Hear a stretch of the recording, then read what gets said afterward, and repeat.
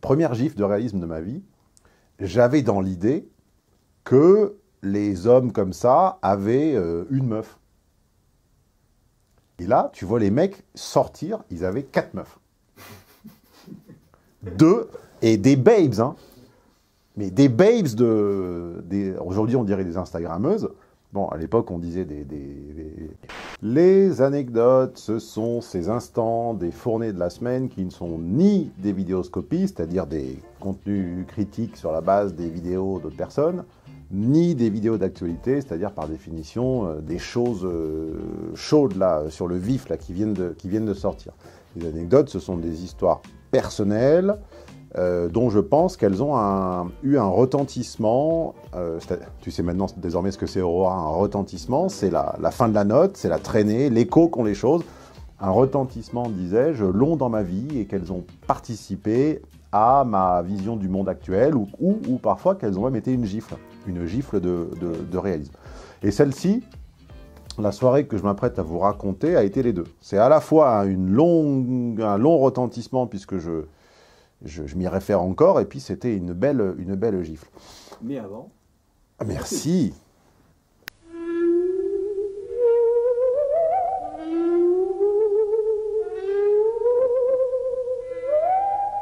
Alors, je ne sais pas si vous êtes comme moi, mais je suis particulièrement inquiet en ce moment, pas que de la situation sanitaire, et surtout de ceux qui la gèrent, mais également du retour de la bête immonde. Hein. La bête immonde, elle rôde, et elle ronge pas que son frein. Elle ronge également nos porte-monnaies, parce qu'elle s'appelle l'inflation. Ah, l'inflation, elle est horrible en ce moment. Rien que l'autre jour, le petit pot de confiture de lait à la crèmerie du coin, 4,50 au lieu de 3,50, j'ai cru que c'était une erreur. Non, c'est l'inflation. Alors évidemment, ça fait qu'1 euro, donc si tu connais pas tes règles de 3, tu te dis, c'est rien. Ben non, mais c'est pas rien. Même Ikea, les meubles Ikea vont passer à 10% plus cher cette année. Ikea, qui d'habitude n'augmente jamais ses prix. Alors bon, tonton Stéphane, il a les épaules larges, il vous protège de l'inflation pour l'instant en n'augmentant pas ses prix. Mais bon, je vous préviens, à un moment, les prix vont suivre parce que le prix de tous les fournisseurs augmente. Et là, vous trouverez que c'est un peu trop cher, donc profitez-en tant que vous pouvez.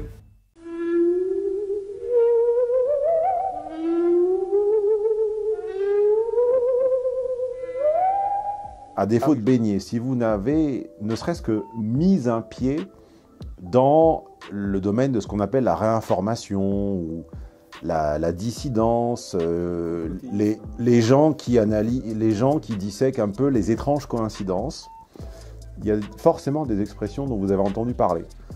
Alors on peut dire d'un côté plutocratie, ou parfois on va parler des fameux 1%, où on va parler, comment les appelle-t-on également, de l'oligarchie cosmopolite, enfin, de ces gens qui, comme ça, survoleraient en avion un petit peu toutes les capitales et auraient comme ça une vie à part, un modus operandi à part, tout en ayant une énorme influence sur nos vies à nous. Bref, je pense que tout le monde a une petite idée de qui il s'agit. Mais ces gens-là, est-ce que certains d'entre vous les ont déjà vus? Eh ben, en fait, j'ai passé une soirée avec ces gens-là à une époque où j'ignorais tout de ce qui se jouait, je ne savais même pas qui c'était. Alors, ni Attali, ni Mink, ni compagnie, je vais vous raconter un petit peu maintenant comment ça s'est passé, et ça a été une gifle qui est arrivée trop tôt. Ça a été une gifle qui est arrivée à une époque où j'ai pas su comprendre ce qui se passait en fait. J'étais en prépa à Nice, donc je vous parle j'avais 20 ans, quelque chose comme ça, ou en stage, enfin pas plus de 21 ans. Et nous, donc j'avais une copine, et mon meilleur pote de l'époque s'appelait Guillaume, il avait également une copine. Nous sommes sortis à 4. On est sortis à 4 à Monaco, on habitait Nice. Et donc, quand tu habites Nice, ton rayon d'action, en gros, Monaco, c'est 30 bornes, enfin, c'est 30 minutes hein, sans circulation.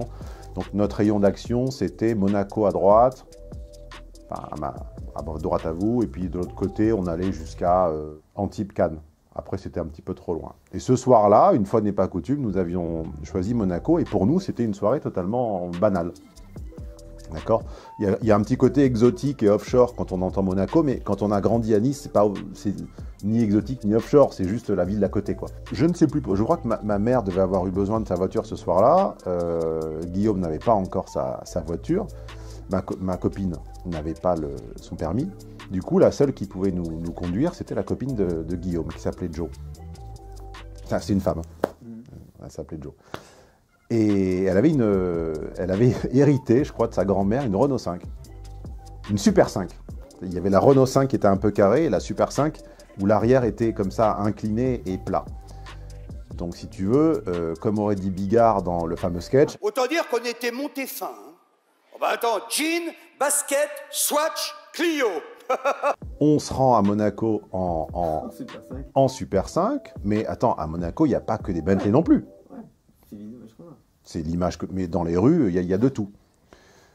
On dîne, enfin je sais plus ce qu'on fait, je crois qu'on a pris un verre au Bouddha Bar, bon bref. Enfin la soirée de gens de 20 ans de la Côte d'Azur à Monaco. Rien d'intéressant jusque-là. On s'apprête à rentrer, d'accord, il devait être... Il n'était pas très tard, on a dû partir tôt, genre vers 19h, on a dû rentrer vers minuit, quelque chose comme ça. Et quiconque connaît Monaco sait que les embranchements de sortie sont un dédale. Et même nous qui étions du coin, et c'était avant les GPS, donc on était au couteau, quoi. Et là, évidemment, on se loupe d'une bretelle. Ce qui est vraiment hyper facile. Enfin, je t'assure, c'est extrêmement... Toutes se ressemblent, bon. On se loupe d'une bretelle et on tombe sur un rond-point très embouteillé. On était derrière avec ma copine de l'époque, on voit un petit peu de chaos, un petit peu de confusion, on voit beaucoup de feux rouges, de phares arrière. Et quelqu'un, une espèce d'ombre ou quoi, nous embraye vers la gauche. Nous fait comme ça avec le bras droit, en nous disant allez de ce côté-là. Donc bon, Joe tourne vers la gauche, et en fait, on pensait que c'était les forces de l'ordre, enfin on pensait que c'était quelqu'un qui faisait la circulation, et non, c'était le valet d'une boîte dont on connaissait que de nom, mais on n'avait pas identifié qu'on était à côté, qui s'appelait le Jimmy's. Le Jimmy's, déjà en soi, c'est select. Mais là, on n'était pas un soir normal. Donc on tourne à gauche, c'était pas très bien, c'était sombre, on ne reconnaît rien de spécial. Et moi, qui aime bien qui fait très attention aux voitures, parce qu'à la base, je suis ingénieur en mécanique à la base. Je voulais travailler dans les voitures de sport, les Formule 1, etc. Donc je vois derrière qu'on avait, je sais pas quoi, une Lamborghini. Je me dis, ah bah tiens, c'est rigolo. Puis derrière, j'en vois une autre. Puis derrière, une autre. Et devant, tu avais une Rolls, une Bentley, une Rolls, une Bentley, que ça. Que ça. Et pourtant, j'ai grandi sur la Côte d'Azur. Là, vraiment, c'était ce qu'on appelle de l'hypercar. C'est-à-dire, c'était pas la Mercedes du docteur ou la Porsche du... Non. C'était vraiment la Rolls Corniche. En défilé en plus. Que ça. C'était un cran au-dessus, quoi. Que ça. On était en sandwich entre des... C'est ça. Entre des Ferrari, des Lamborghini, des Rolls et des Bentley. Blanc. Okay. Blanc sale, enfin blanc vieux, tu vois. Blanc dégueu, quoi. Et là... Et là, je m'entends dire à Jo, nous étions en diagonale puisqu'elle conduisait, donc elle était à gauche, j'étais derrière à droite, et je m'entends lui dire, je pense qu'on devrait faire demi-tour. Je pense que c'est pas là. Et elle me dit, non, on nous a dit d'aller là, ça doit être la déviation. Et je lui dis, regarde les voitures devant et derrière, c'est pas normal. Et là, Guillaume me dit, mais non, on est à Monaco, c'est normal. Et je te dis, non, c'est pas normal. C'est trop là, il y a quelque chose qui ne va pas. Et en fait, on voit que ça n'est plus une rue, puisqu'il n'y a plus la bande au milieu, il n'y a plus les panneaux. On voit que c'est une allée privée. Je dis, fais demi-tour. Alors, il faut que je vous décrive nos accoutrements. C'était la mode du treillis. C'était la mode du treillis, d'accord? Donc, Guillaume et moi, on avait un treillis avec un t-shirt de musique. Lui, il écoutait du hard, donc il avait un t-shirt de groupe de hard. Moi, j'écoutais Kezia Jones à l'époque. Son premier album, Blue Funk is a Fact. Donc j'avais des Doc Martens, taille 48, je me rappelle, je fais du 46, mais on avait trouvé que du 48, elle était trop grande. J'avais un treillis beige, et j'avais un t-shirt bleu, Kezia Jones. Avec, est-ce que j'avais encore les cheveux bleus? J'avais encore les cheveux bleus à l'époque. Oui. Ouais, parce que j'ai idolâtré Dennis Rodman, comme tous les métis des années 90. Trop jeune, toi. Si t'étais né en 78 comme moi, t'aurais eu ta période Dennis Rodman, et t'aurais eu l'anneau. J'étais percé, j'avais l'anneau et les cheveux bleus. Donc, j'avais donc un look de gamin, enfin de gamin. Guillaume avait les cheveux longs, des dreads, parce qu'on était fan de Menace to Society, et il avait les dreads de Menace to Society, un t-shirt de Hard Rock, ma copine à Monaco, en Super 5, ma copine était africaine, c'était une très très belle grande africaine, roulée comme un cigare, donc il y avait un côté un peu exotique, elle faisait un peu danseuse, tu vois, un peu comme ça. Et Jo était une nana jolie aussi, enfin normale, qui évidemment, femme Lego, étant avec Guillaume, s'habillait un peu comme Guillaume, parce que tu sais que quand on est en couple, on a un scotch. Donc elle devait être un petit peu hard rock, mais pas trop. Guillaume très hard rock, avec des dreadlocks. Moi, Dennis Rodman, avec ma meuf africaine, roulée, avec tu posais une coupe de champagne sur ses fesses, tu vois ce que je veux dire. C'est très pittoresque. Et là, on comprend en fait qu'on ne peut pas faire demi-tour parce que la voie se serre et on va arriver au voiturier. Et là, on voit les voituriers, parce qu'il y en avait plusieurs. Et donc, tu vois les gens tu vois les hommes qui descendent un peu ventripotents, ventrus, d'un certain âge. Et là, premier truc, première gifle de réalisme de ma vie, j'avais dans l'idée que les hommes comme ça avaient une meuf. Et là, tu vois les mecs sortir, ils avaient 4 meufs. 2, et des babes, hein. Mais des babes aujourd'hui, on dirait des Instagrammeuses. Bon, à l'époque, on disait non, mais... Et là, on arrive au voiturier, et on suait tous en silence, tu sais. Parce qu'on n'osait pas le dire qu'on était honteux. Et pourtant, on n'était pas des ploucs. Enfin, Guillaume était fils de chirurgien. Tu vois, j'avais une très belle côte. On n'était pas des sfigati, comme on dirait en italien. On n'était pas les mecs sans meufs qui arrivent comme ça. Est-ce qu'on peut rentrer et tout. On avait des meufs. Et moi, j'ai dit, écoutez, laissez-moi faire. Bon, Guillaume était timide. Je l'ai déjà dit que ce mec était timide, puisqu'il m'a inspiré ensuite plein de mes contenus sur les timides. Et donc, j'ai dit, laissez-moi faire. Et en fait, Josepha baisse la vitre, manuelle. Avec le petit bruit, ouais. Et là, je m'apprête à dire, écoutez, on s'est trompé de rue, on va juste faire demi-tour tranquillement, on va repartir. Et là, elle commence, et le mec fait, non, c'est pas la peine, vous, c'est par là. Donc là, la goutte s'arrête, et je me dis, bon, il a compris qu'il y avait un problème, il nous propose gentiment de filer, quoi. Donc j'ai dit, vas-y. Là, bon, elle met la première, elle cale. Alors là, elle cale, donc tu vois, donc là, t'entends la R5 qui redémarre et tout. Pas de klaxon, rien. Tout le monde était cool, t'entendais les V12 derrière. Donc on se déporte, et on arrive dans une espèce de parking, pareil, très, très hors sol, enfin on comprenait rien. Et là, on nous fait sortir, et on nous dit... donc j'étais le plus grand, donc je semblais le plus vieux. D'accord, c'est le drame de ma vie, c'est que je semble toujours le plus vieux parce que je suis plus grand. Donc là, je me dis, on est sauvé. Et là, un jeune, le plus jeune de tous ceux qui nous entouraient, costume à la mode et tout, s'approche de moi, jovial, et il me dit, mais le spectacle est déjà fini. On vous attendait. Et là, je réponds pas. Et là, il me dit, vous êtes bien les comédiens du spectacle. Et là, je dis, bah oui. Oui, ça, on a fini un peu en avance. Et en fait, c'était un gala de charité. Donc, gala de charité, c'est les événements les plus pregiati, les plus prestigieux, merci. Dans la boîte la plus huppée de Monaco. Et il y avait avant le dîner, un spectacle.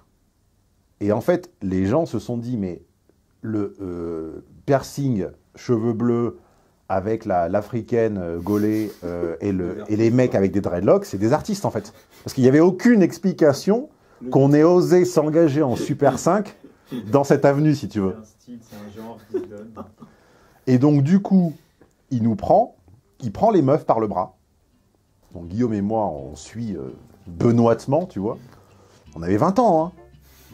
Vous pouvez dire derrière votre écran que vous auriez fait mieux. Je vous garantis que ça m'étonnerait, hein. Il y a une notion de date quand même. Ah oui, oui. dans ça. Et il nous emmène à l'entrée du Jimmy's. Et là, je vois ces hommes avec la Bentley. 4 meufs, 4 babes d'1m80, blondes, en mini-jupe, là, avec les talons et tout, se faire refouler. Et là, je comprends pas ce qui se passe. En fait, c'était surréaliste.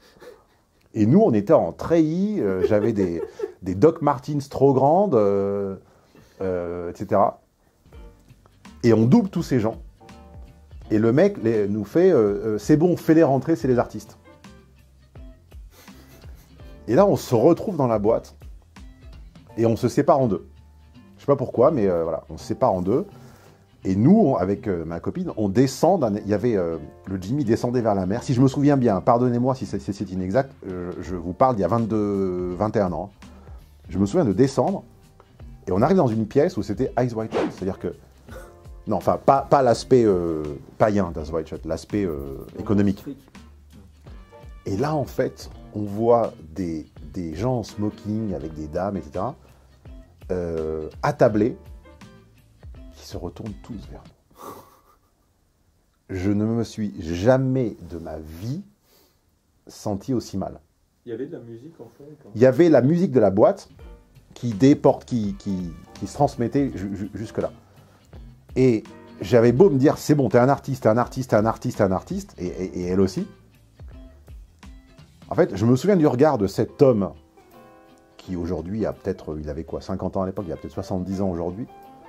Et cet homme avec son nœud papillon très imposant, etc., qui était en train de couper sa viande en tenant son couteau du bout des doigts, et nous voir, et en fait s'arrêter. Et il y a eu du silence à ce moment-là? Je saurais pas te dire. Je pourrais mentir et te dire oui. C'était il y a 21 ans. J'imagine qu'il y a eu du silence, alors là, c'est encore Je sais plus. pesant, quoi. Non, parce qu'il y avait la musique du Jimmy's. On entendait les basses, je suis sûr qu'on entendait des basses. Et on essaie donc de déambuler en se disant, on va pas sortir, on est les artistes. On peut pas sortir immédiatement. Il faut qu'on fasse bonne figure pendant, je sais pas, une petite heure, quelque chose, tu comprends? On va pas tout de suite s'enfuir, sinon on vend la mèche. Et donc, on a essayé de tenir 1 heure. Et en fait, on n'y est pas arrivé. L'environnement était tellement oppressant, les gens étaient tellement en robe de soirée, c'était tellement Ice White Shut. J'ai essayé de payer un verre à ma... Parce qu'on était des artistes, mais on n'était pas rincés, on n'était pas abreuvés à l'œil, quoi. J'ai payé un verre à ma copine, je me rappelle, c'était en francs. Et c'était en francs 250 ou 275 francs. Donc ça veut dire que 2 verres, c'était 500 francs. 500 francs, ça fait 75 €. Aujourd'hui, à un Parisien, déjà, c'est beaucoup. Je vous garantis que 75 € pour 2 verres en l'an 2000, tu rajoutes l'inflation, aujourd'hui, tu es sur du 100, 120, quoi. Tu vois? Et on était étudiants. J'ai sorti ma CB Société Générale bleue. J'ai payé 500 francs mes 2 pauvres cocktails. D'accord? Je crois que j'avais dû laisser un pourlit. Enfin, je sais plus ce que j'avais fait.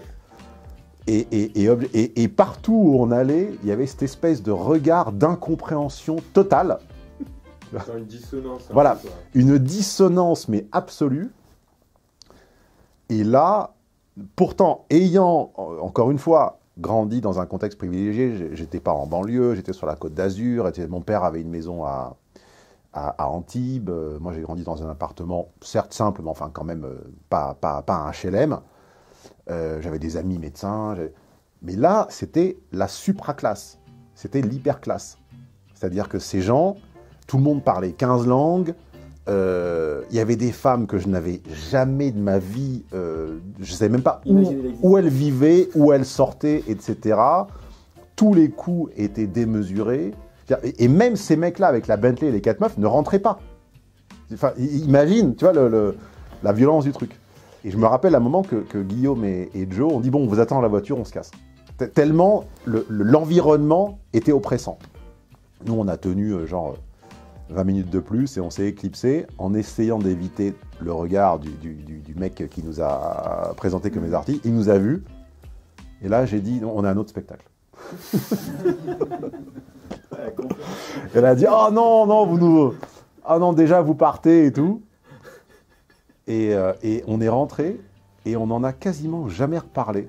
Parce qu'en fait, on ne savait pas quoi dire. C'est-à-dire qu'on avait assisté, on avait eu un entrefilet d'un monde qu'on ignorait. On ne savait pas qui c'était. On a regardé dans le journal le lendemain, on a vu qu'il y avait un gala de charité, etc.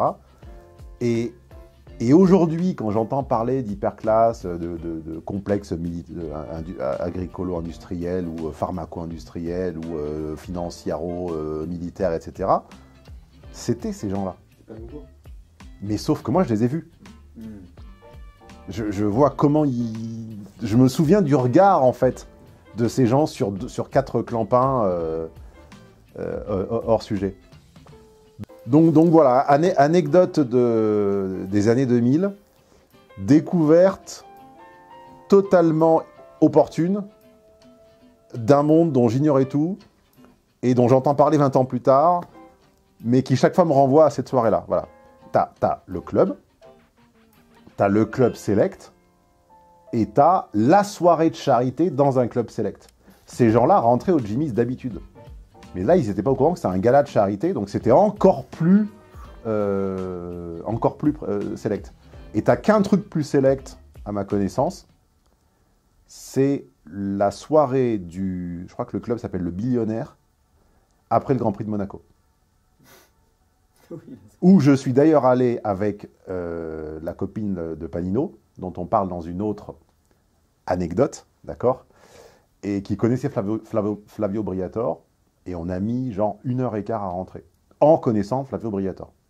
D'accord, donc t'as club, t'as club de Côte d'Azur, t'as club de Monaco, t'as soirée de gala au club de Monaco, et t'as Billionnaire post-Grand Prix de Monaco. Et tu rentres en cheveux bleus. Et oui, je suis rentré. Mais si j'avais pas eu les cheveux bleus et l'anneau, etc., on serait même pas rentré du tout, en fait. C'est juste que sur une confusion totale, on était tellement sous-classé, déclassé, hors-classé et tellement grotesque que ces gens se sont dit, ce sont des artistes. Ouais, ils ont été obligés de te classer quelque part, quoi. Et voilà. Et on a été classé artiste et on n'a même pas pu accéder au fun de la soirée parce que t'as pas t'as pas l'énergie ou la carapace, ou c'est pas drôle en fait. Et il y a des codes, je pense. C'est pas drôle. Tu te sentais pas à ta place en fait. Pas du tout. C'est pas drôle, t'oses pas danser, parce que les gens, enfin, ils ne dansaient déjà pas. On n'ose rien faire, tu vois. On se regarde un peu dans voilà. le tête, quoi. Et, tu l'as dit, la façon de couper. Rien ouais, mais tout était excluant, mais à mourir. Est-ce que le cocktail était bon au moins? J'en ai aucun souvenir. Je pense que je l'ai bu très très lentement. Je l'ai vraiment siroté. Et voilà. Donc oui, l'oligarchie cosmopolite qui vit de spéculation et qui habite à Monaco, etc., et qui a des pieds-à-terre à Dubaï, à Genève, elle existe. Je l'ai vue à mes dépens, de façon totalement anecdotique. Et tu penses que si ça serait arrivé aujourd'hui, si tu te retrouvais dans cette situation aujourd'hui, tu réagirais pareil ou tu... Bon, aujourd'hui, je pense qu'on ne dira pas que je suis l'artiste, je suis trop vieux et je suis trop bourgeois et j'ai plus les cheveux bleus et etc. etc. Bon, je sais pas, comme disait mon père, quand le vin est tiré, il faut boire, donc j'aurais allongé les bifetons, j'aurais pris 4 babes. Voilà, donc c'était une anecdote sans conséquence, légère, comme ça, rigolote, pour vous témoigner de ma première et peut-être même dernière, finalement, soirée au milieu de l'oligarchie. Vous voyez, je n'ai pas brillé, je ne m'invente pas une légende comme ça, de mec qui aurait tout cassé ou qui aurait sorti des punchlines à en mourir. Non, je vous dis la vérité. J'ai bien transpiré. Bref, c'était l'anecdote de la semaine. Merci à tous. La chaîne, d'habitude, on traite de sujets peut-être un peu plus dans l'air du temps. On ne fait pas de la nostalgie des années 2000. Donc c'est le moment de vous y abonner et de liker cette vidéo si elle vous a fait sourire, ne serait-ce qu'une seule fois, et de nous dire en commentaire ce que vous auriez fait. Et allez, à combien de pouces on leur montre la photo avec les cheveux bleus? À 5000 pouces, je vous montre une photo de moi d'époque avec les cheveux bleus et la boucle d'oreille. Vous ne pouvez pas correctement traiter un problème tant que vous n'êtes pas correctement capable de le décrire. C'est-à-dire que tant que vous ne savez pas décrire correctement un problème, ce que vous croyez être une solution, en fait, ça sera tiré au hasard. Et quand vous tirez au hasard, la probabilité que vous atteigniez votre cible est extrêmement faible.